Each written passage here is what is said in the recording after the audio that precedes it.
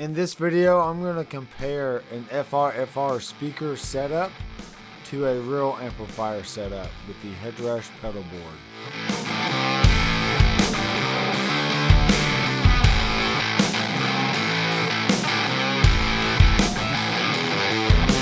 Hey guys, this is Dr. McFarland, and thanks for checking out the channel.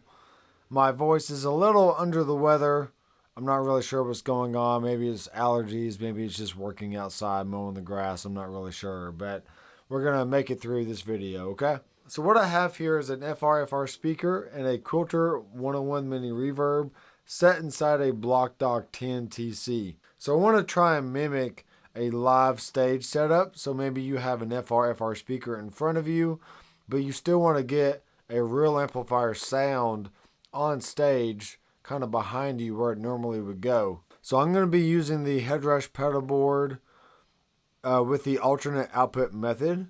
And what that means is I'm using the 1/4 inch output going to the Quilter and the XLR output going to the FRFR speaker. And that's allowing me to bypass the cab simulation going to the Quilter, but the FRFR speaker is getting the full rig.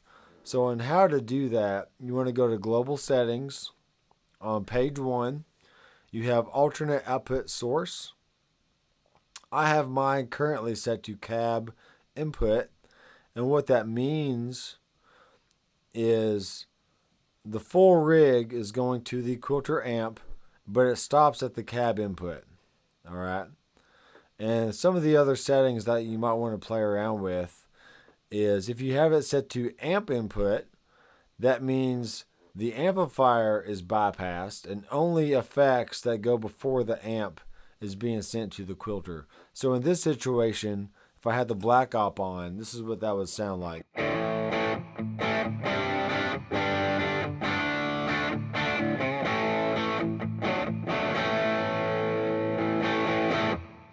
Alright, but because of not having a preamp going to the Quilter, my volume is not as loud because I'm plugged into the effects return of the amp, and therefore the preamp signal is not there to, ramp up the overall volume going to the amplifier. Now, if I go back and I set that to amp output, now the black op and the Marshall J45 is being sent to the Quilter, but the FRFR speaker is getting the full rig sent to it, including the speaker simulation. So this is what that sounds like.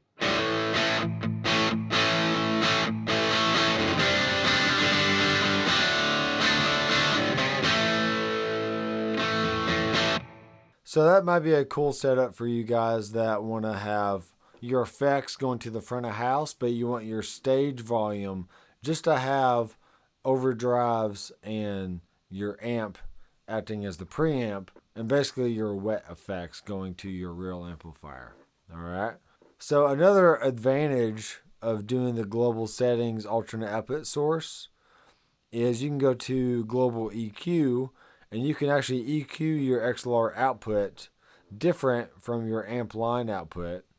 And I really have mine bypassed going on the line out, but on the XLR out, I do have a little bit of 120 hertz cut, and I have a little bit of boost in the 2K range and a cut in the 3500 hertz range.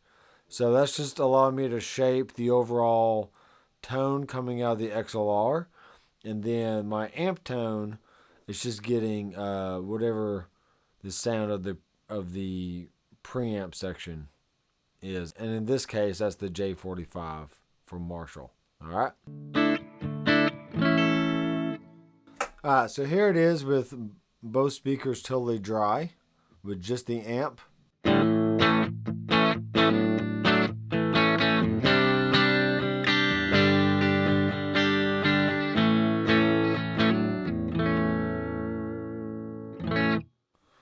All right, so we have the amp sim set to cab input, and let's turn on some tremolo, and we're gonna hear the tremolo only coming out of the FRFR speaker and not the Quilter speaker.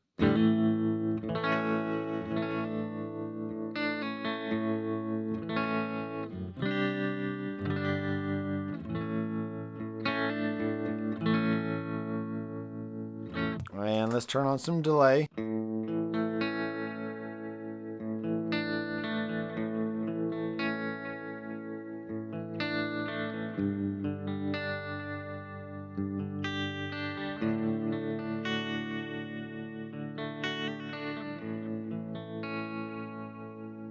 And we'll turn on the reverb.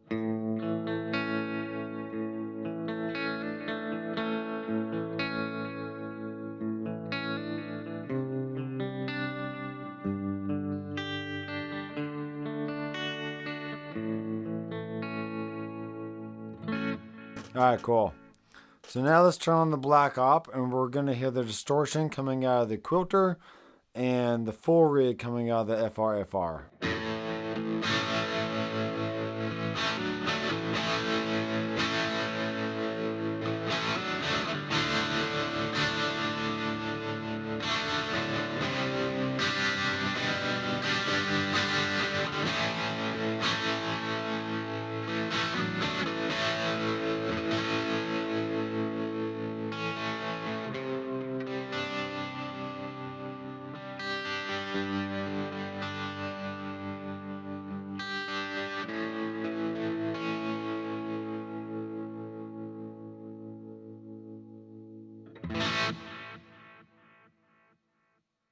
So let me talk a little bit about the 4-cable method and why I think you should not use it with the Headrush.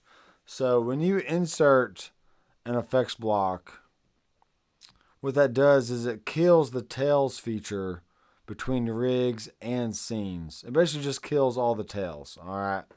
So if you're going to use a real amp and expect to be able to use that amp with the 4-cable method, you can do that, but just be mindful that you're not going to be able to get your spillover effects between rigs and scenes.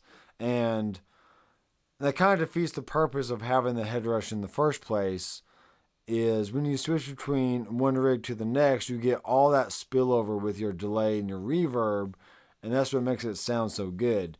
So I think the best setup for anybody using the Headrush is to use an FRFR speaker. So that way you're getting the full rig going to a full range flat response speaker, and you're getting all the tone that you hear coming straight out of the Headrush. Okay. Now, if you want to use a real amplifier, you can do that.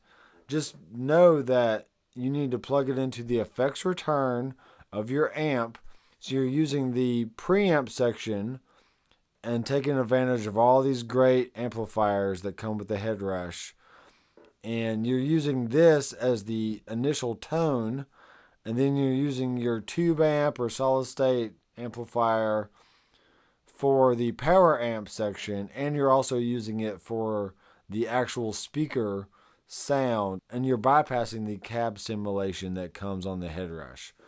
Alright, so with this situation, you got the XLR out going to either the front of house or your FRFR speaker, and then you're using the 1/4 inch output going to a real amplifier, preferably the effects return. So I hope that clears up some of the confusion on the 4-cable method, the 2-cable method, using an XLR and a 1/4 inch output, and why you would use each of those for your live situation. Alright, so I am Dr. McFarland. I will see you in the next video. Keep rocking. Hey, wait a second. Before you go, be sure to check out the description down below. There's a lot of really cool links. And definitely be sure to check out my website, drmcfarlandstudios.com. See ya.